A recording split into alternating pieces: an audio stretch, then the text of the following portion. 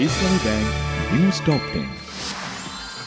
আবিদুল ইসলাম খানকে ভিপি, তানভীর বারী হামিমকে জিএস ও তানভীর আল হাদিকে এজিএস পদে মনোনয়ন দিয়ে ডাকসু নির্বাচনে ২৭ সদস্যের প্যানেল দিয়েছে ছাত্রদল।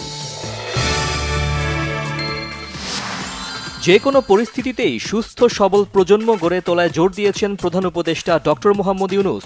অসংক্রামক রোগ প্রতিরোধ ও নিয়ন্ত্রণে আন্তঃমন্ত্রণালয় সহযোগিতা বৃদ্ধিতে যৌথ ঘোষণাপত্র সই।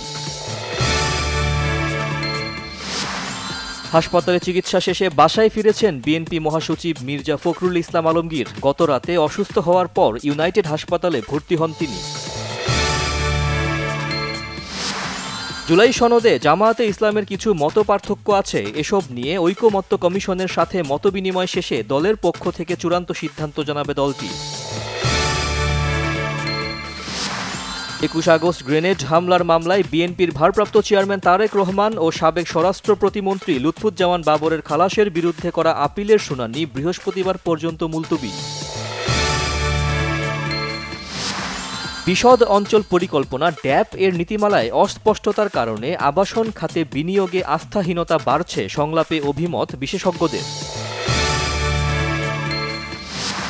পুঁজিবাজার সংক্রান্ত মামলা দ্রুত নিষ্পত্তির লক্ষ্যে স্পেশাল ট্রাইব্যুনাল গঠন হলেও এখনও একটি মামলাও নেই সেখানে। এ পর্যন্ত কাউকেই বিচারের মুখোমুখি করা যায়নি।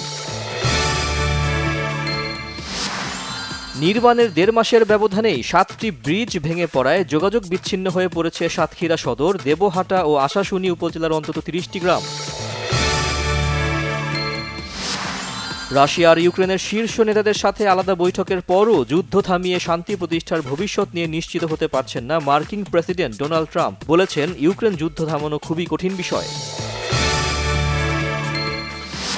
ভুটানের থিম্পুতে আজ থেকে শুরু হচ্ছে সাফ নারী অনূর্ধ্ব ১৭ ফুটবল চ্যাম্পিয়নশিপ। ৪ দলের এই টুর্নামেন্টে প্রথম দিনেই মাঠে নামছে বাংলাদেশ, প্রতিপক্ষ স্বাগতিক দল।